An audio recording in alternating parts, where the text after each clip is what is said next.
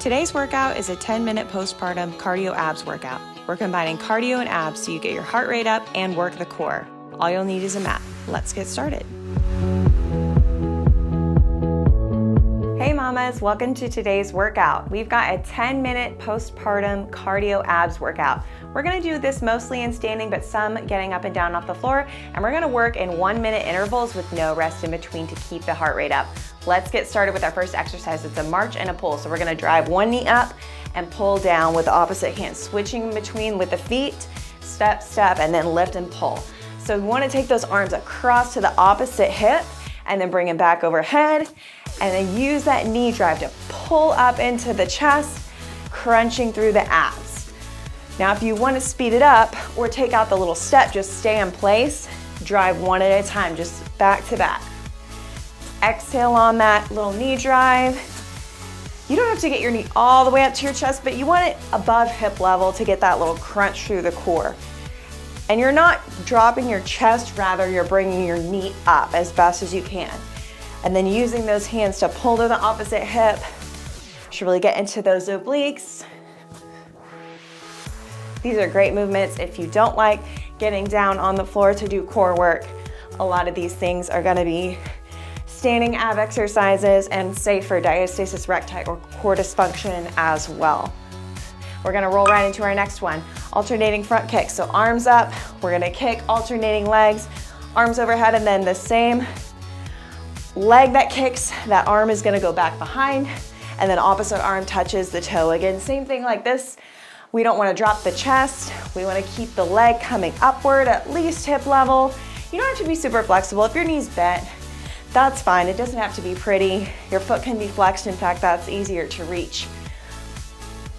But you want to focus on, again, that little bit of rotation through the spine as you reach the opposite arm back. Exhale on that kick. You're gonna feel a little burn in those shoulders as well. And we keep it rolling, keeping the rest to a minimum because we want that heart rate going up. It's gonna get us that cardio burn. So we get the abs working, heart rate up. In just 10 minutes, get a great little cardio kick. Couple more here, and we're gonna switch to our side seat crunch. We're gonna do everything on one side and then switch. So one arm out, we're gonna crunch, bringing the knee to the elbow. Foot is slightly turned out. Abs are braced, we're pulling the knee up to the elbow. So again, keeping that chest up, bring the knee up, meet in the middle with that elbow so you're not leaning to the side. If anything, I want you to lean into this opposite side here where the arm is stretched out. It's gonna load that glute, create that little bit of instability to work the core from. So we're getting that strong core brace here. We're getting that big side crunch to challenge the obliques. We're working total core here. Great for stability as well.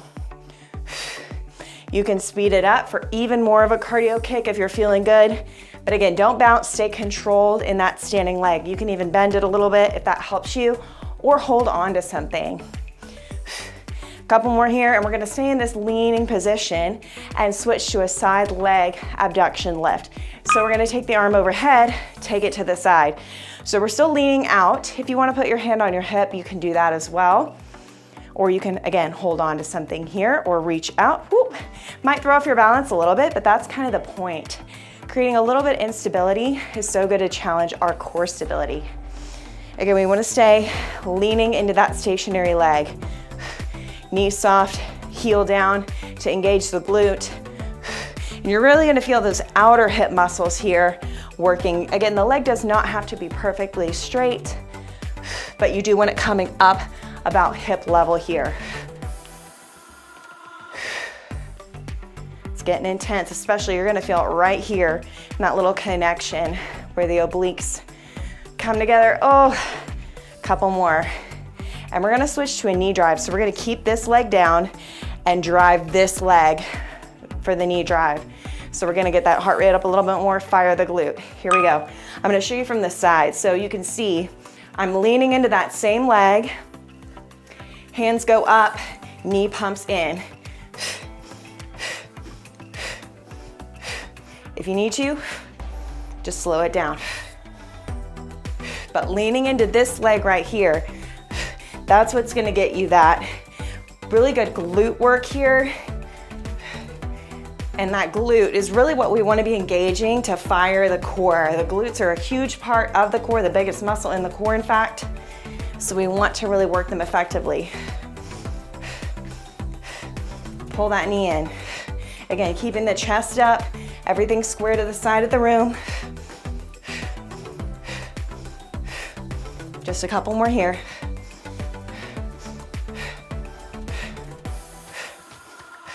We're gonna make our way to the floor next for a side plank with a hip lift. So this side's gonna be on the bottom. That same leg we've been working, same glute, because we wanna keep tension on it. Stack the feet, little hip lift up and down. Now you can tap your hips all the way down for a bigger range of motion and to allow for rest at the bottom, or you can keep the hips off the floor here. Keep that core tight, hips square to the front. Elbow and top hand should be stacked. So you've got a nice straight line, strong technique here. And if you want to, you can drop that bottom knee, applying a little more pressure through the bottom leg to take some pressure off the shoulders and the hips. Doesn't matter how fast you're going. This one's really about control and keeping that deep core engagement, belly button to spine, pelvic floor is engaged. Couple more here. We're gonna jump up, go to that side C crunch, same thing on the other side. So here we go.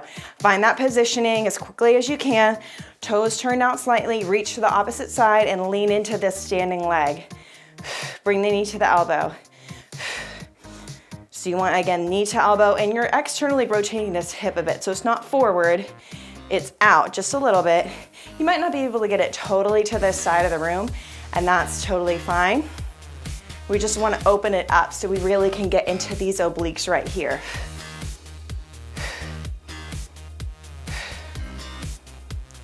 Again, throwing off that balance. It's a good thing if you need to hold the wall, a chair, go for it.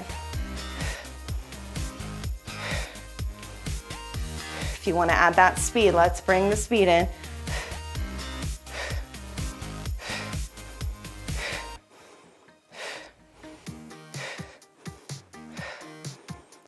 Abduction lifts, we come to the side. Longer levers with the arm and leg straight. So we want to make sure the posture is really lifted, engaging the deep core this whole time, pressing through that bottom foot, the bottom heel specifically, to find stability through that glute. Now these are longer intervals. You might find you need to take some rest here to kind of regroup because we're moving so quickly and with minimal rest, no rest rather, in between. But you can definitely do what works for you. Some exercises are gonna be harder than others, especially these where we're working one side at a time. You're really gonna feel that fatigue set in. Couple more here. Last one, and we're going to the knee drive, other side. So you can really feel that standing leg now, huh? The glute is on fire, already going into this. So if you need to, stand up, shake it out. But if you can, really pull that knee in, drive. Feels good to work hard.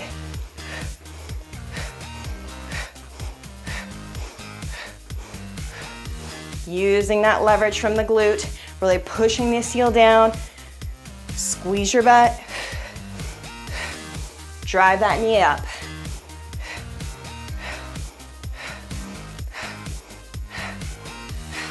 We're past the halfway point now. It's getting tough. We're almost there. We're almost done with the workout. 5 more seconds, we got this. Let's hit that side plank. So bottom hip goes down. So we're working that same glute.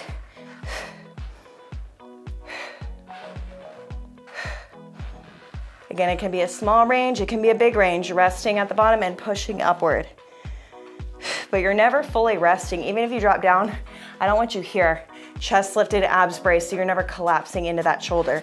So as best as you can, try to keep that hip really engaged. So even when you touch down, if you choose to do that, you're still engaged. And if you're here, we can come here, take some of that pressure off.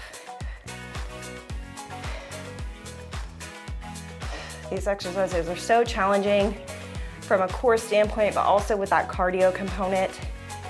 You do this one once, that's enough, but you could even repeat this 2 times, 3 times for an added challenge. See how far you can make it. A couple more seconds and we are finished.